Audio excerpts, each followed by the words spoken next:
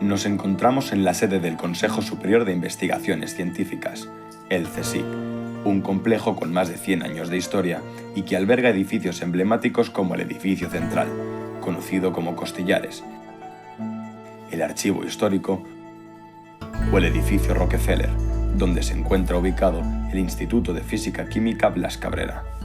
En el mismo lugar se encuentra la mítica residencia de estudiantes, punto de encuentro de algunas de las mentes más brillantes del siglo XX, tanto en el arte como en la ciencia. Por ella pasaron personalidades de la talla de Marie Curie, Igor Stravinsky, Henry Bergson, Le Corbusier o Albert Einstein, que dio una conferencia en 1923. Aquí convivieron y se hicieron amigos Federico García Lorca, Salvador Dalí, Luis Buñuel y Jorge Guillén. Presidiendo el lugar se encuentran las esculturas de nuestros dos premios Nobel de Medicina, Ramón y Cajal y Severo Ochoa.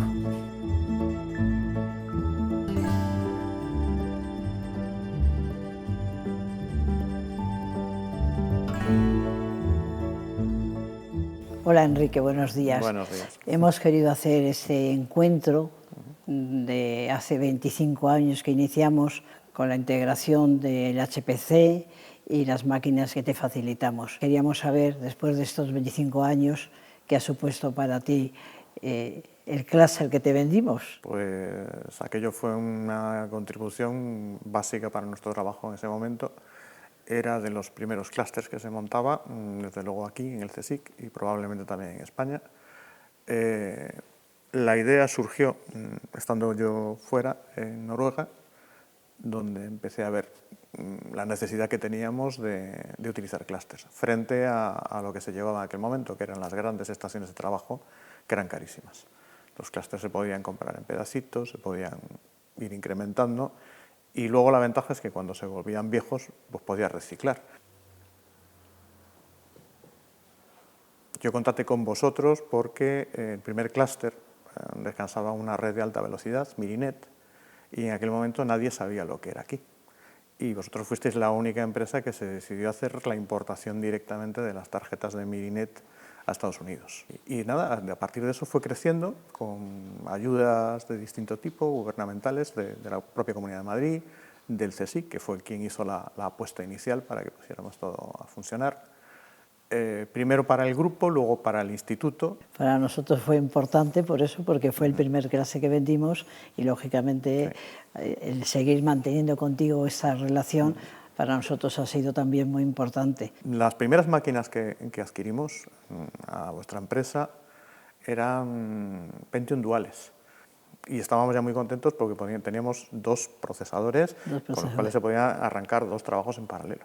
Y el primer clúster estaba basado en la siguiente generación, que si no me equivoco eran los Pentium Pro, los 686, y cada nodo llevaba dos de esos. Eran 4 máquinas, pues 8 procesadores, y tan felices. Y con Minicon. Sí, y con Mirinet, efectivamente. Luego ya se sustituyó con una ayuda de la Comunidad de Madrid por... De Mellanox. Sí, Mellanox. Bueno, de Mellanox. Tarjetas de Mellanox, efectivamente. Claro. Ese ya es el presente. Que eso, cuando empezamos con las GPUs, que eso fue el salto cualitativo, hasta llegar al extremo en el que estamos hoy en día, donde el factor no es 10, es 100, y tenemos las GPUs del último equipo, pues bueno, yo no sé, tienen miles de cores. Claro, tú comparas, por ejemplo, los últimos equipos con los de hace 25 años, claro, no tiene nada que ver. Nada que ver, pero que también nos ha obligado a nosotros a aprender a programar de una manera diferente. Hubo que repensar todo cómo se hacían las cosas, implementar un algoritmo nuevo sobre una tarjeta que era una 1080 Ti. Y bueno, la sorpresa fue eso, un factor 100. Ese factor 100 hizo que todo ese tipo de cálculos que no eran factibles lo fueran. O sea, que has tenido que trabajar mucho para que esas máquinas dieran el rendimiento que tienen que dar. Que esperas. Nosotros somos de los pocos que todavía por lo menos en nuestro centro, desarrollamos software. Todo ha evolucionado Todo ha mucho. evolucionado muy deprisa. Actualmente nos encontramos en el proceso de ampliación del clúster. Hemos recibido una ayuda importante del Ministerio y del CSIC, y bueno, va a ser un cambio radical porque entra un número significativo de tarjetas GPU nuevas, algunas de ellas precisamente las que se requieren para estos problemas relacionados con la inteligencia artificial, sobre todo en el mundo de las proteínas.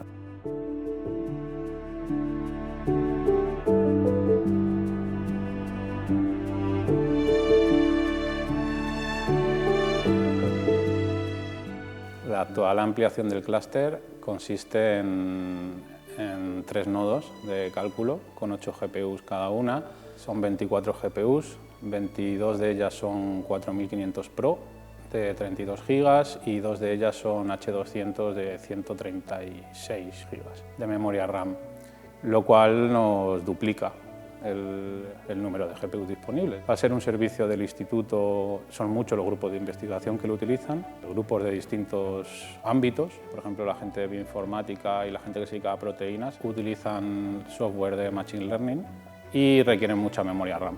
Con las GPUs que teníamos esos problemas no los podíamos abordar, no podíamos dar ese servicio. Entonces, con la ampliación del clúster nuevo tendremos más recursos y podremos utilizar esas librerías o esos software para que los usuarios puedan investigar sobre ello. Hemos empezado por lo sencillo, por las tarjetas, por así decirlo, de videojuego, que es la solución barata, la solución del hombre pobre, y bueno, ahora por fin vamos a tener las tarjetas ya del casi el hombre rico. Entonces, profesionales ya. Cuéntame en qué estás trabajando ahora y hacia dónde vas.